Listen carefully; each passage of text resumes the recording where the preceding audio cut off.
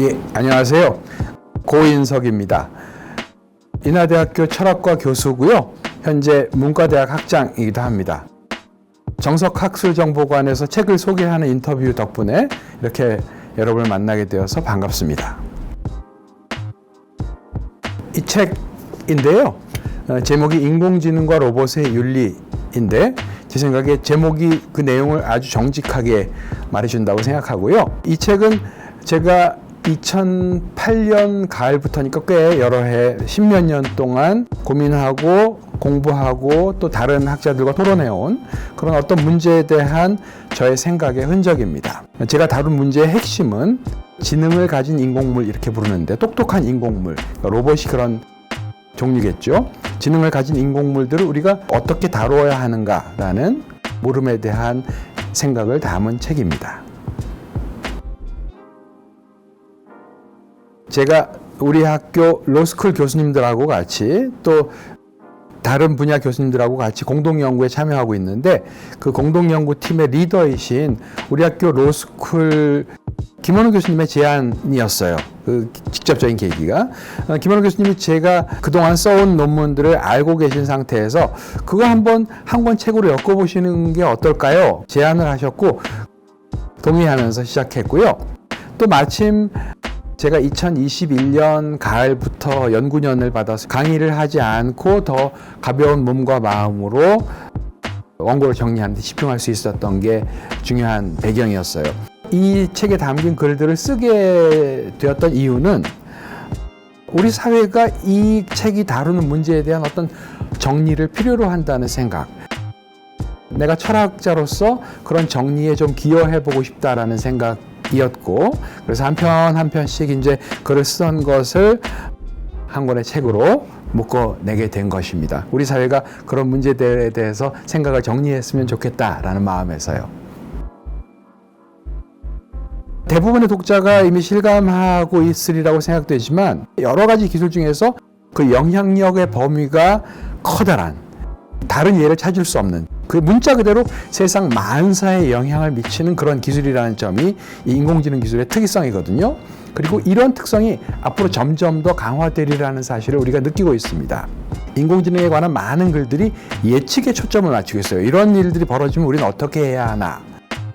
만일 인공지능이 너무 똑똑해져서 우리가 다룰 수 없는 인공지능이 되면 어떻게 하나. 심지어 우리를 못된 마음을 가지고 지배하려고 들면 어떻게 하나. 이런 이제 책들이 많이 나오고 있는데 인공지능 기술은 단순히 예측의 대상이 아니라는 사실을 강조하고 싶어요. 저는 이게 어렵지만 중요한 얘기라고 생각을 하는데 우리는 그런 예측을 할 때 이 기술이 우리가 시간을 들여서 생각해서 개발하고 운영하는 어떤 것이라는 사실을 살짝 잊어버리고 이 얘기를 하게 되는 경우가 있는 것 같아요. 만일에 외계에서 똑똑한 어떤 지능이 와서 우리를 지배하려고 한다면 우리는 어쩔 수 없어요. 우리는 그들에게 당할 수밖에 없죠. 그러나 우리가 만든 것에 의해서 지배당한다면 그거는 우리가 그렇게 한 짓이거든요. 우리 책임이거든요. 즉 기술의 발달은 예측의 대상이기도 하지만 우리가 결정해야 되는 대상이라는 것. 어떤 것을 어디까지 만들까 하는 것을 우리가 결정해야 되는 대상이라는 사실. 그래서 그것을 잘 현명하게 결정하는 일이 바로 인공지능 윤리의 가장 핵심되는 주제라고 생각을 합니다. 그런데 저는 처음부터 이 분야와 이 분야를 접목하겠다 또는 융합하겠다 이런 생각보다는 우리가 세상에서 만나게 되는 다양한 문제들을 풀려고 애쓰다 보면 그 문제들이 요구하는 여러 분야들이 있거든요. 어떤 문제도 한 분야의 전문성만으로 풀 수 있는 경우는 아주 드물고 잘 살펴보면 여러 분야의 능력, 여러 분야의 지식들이 융합되어야 한다는 것을 알게 되기 때문에 이렇게 자연스럽게 융합이 이루어진다고 생각을 해요. 저는 우연히 또 한때 물리학을 공부했던 경험이 있고 과학, 철학, 여러 과학의 분야들이 서로 어떤 관계에 있는지 어떻게 협력을 하면 더 좋은 성과를 이뤄낼 수 있을지 이런 이제 과학들 간의 관계를 주로 연구해 왔는데 내가 가진 능력, 내가 가진 지식을 가지고 이제 할 수 있는 융합에 참여하고 있는 셈이라고 하겠습니다. 제가 옛날에 살아보지는 않았는데요. 뭐 1000년 전에 살아보지도 않았고 100몇십 년 전에 살아보지도 않았지만 역사를 볼 때 철학이 아주 인기가 있었거나 사회를 주도한 시기는 별로 없었던 것 같아요.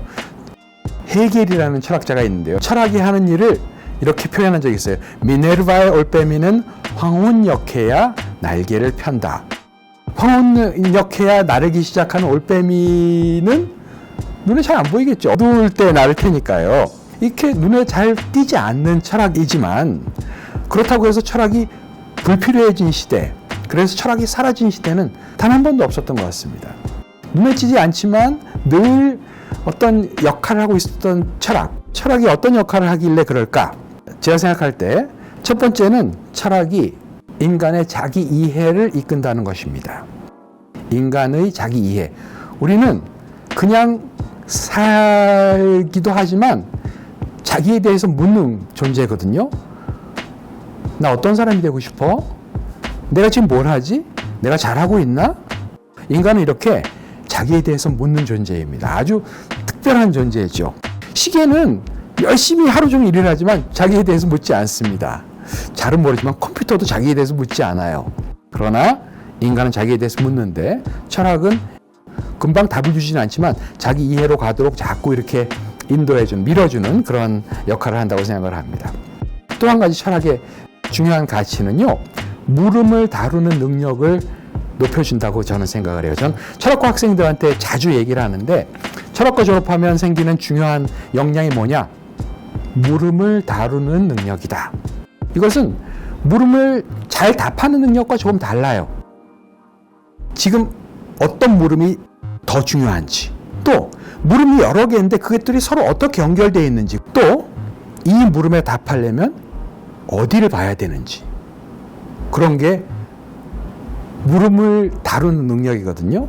저는 물음을 해결하는 능력 높아지려면 물음을 다루는 능력이 있어야 된다고 생각하고 어떤 의미에서 근본적인 고수의 능력이라고 생각을 합니다. 저는 철학이 이렇게 물음을 갖고 놀 수 있는, 다룰 수 있는 능력을 준다는 의미에서 앞으로 우리가 세상에 해결해야 될 문제를 실제로 우리가 잘 해결하는데 중요한 힘을 주리라고 생각합니다.